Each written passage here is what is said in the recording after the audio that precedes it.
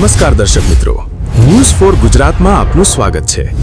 ભાવનગરના નવાપરા વિસ્તારમાં થયેલું ફાયરિંગ માત્ર સામાન્ય અદાવતનો મામલો નહોતો, પરંતુ એક મોટા ગુનાહિત નેટવર્ક તરફ સંકેત કરતો કેસ બની રહ્યો છે।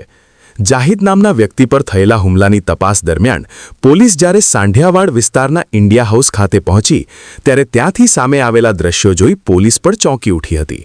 એસપી અને તેમની ટીમ દ્વારા કરવામાં આવેલી રેડ દરમિયાન માત્ર આરોપીઓની કડીઓ જ નહીં, પરંતુ પ્રતિબંધિત વન્યજીવો અને હથિયારો સાથે જોડાયેલો જથ્થો પણ મળી આવ્યો હતો। આ સમગ્ર મામલાની ગંભીરતાને ધ્યાનમાં રાખીને ફોરેસ્ટ વિભાગની ટીમને તાત્કાલિક સ્થળ પર બોલાવવામાં આવી હતી। તપાસ દરમિયાન ત્યાંથી બ્લેક બક હરણના શિંગડા, વિદેશી વાંદરો અને અંદાજે 50 જેટલા જીવતા કારતૂસ મળી આવ્યા હતા। આ ગંભીર મામલે પોલીસે ઉબેદ શેખ અને તેના ભાઈની ધરપકડ કરી છે। ફાયરિંગની ઘટનાના સીસીટીવી ફૂટેજ પણ હવે સામે આવ્યા છે, જેમાં સ્પષ્ટ દેખાય છે કે કેવી રીતે વિસ્તારમાં આતંક ફેલાવવામાં આવ્યો હતો।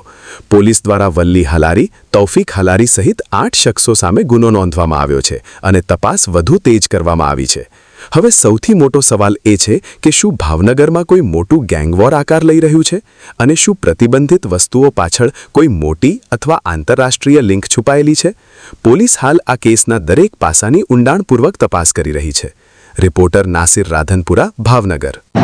નીલમબાગ પોલીસ સ્ટેશનના જે નવાપરા વિસ્તાર જે છે ત્યાં વહેલી સવારે 4-4:30ના અરસામાં ફાયરિંગની ઘટના બનેલી છે, જેની હકીકત એવી છે કે આ કામે જે ફરિયાદી જે છે જાહિદભાઈ તે તથા તેના મિત્ર લતીફ, નદીમ અને આમિર જે છે વહેલી સવારે ત્યાં બેઠા હતા અને આ કામે જે છે 6 જેટલા આરોપીઓ એકસમ કરી અને તેમાં આવેલ, જેમાં અલી, ફારૂક, કુલદીપ, રુદ્ર, ચેતન અને ફૈઝાન હતા।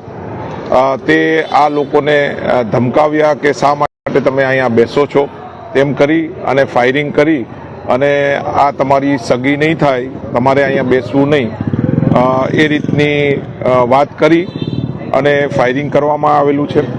18માં જે રોજાનો જે દિવસ હતો ત્યારે પણ આ કામના જે ફરિયાદી જે છે તે તેના મિત્ર જે છે તેની સાથે તે બેઠા હતા, ત્યારે બી આ કામના જે આરોપીઓ જે છે તેણે અહીંયા નહીં બેસવા માટેનું જણાવ્યું અને ત્યારે બી તેની સાથે એક ઝઘડો થયેલો હતો અને આ લોકો જે ફરિયાદી અને તેના મિત્ર આજે બેઠા હતા, જેથી આ કામના આરોપીઓ આવ્યા અને આ રીતની ફાયરિંગની ઘટના બનેલી છે।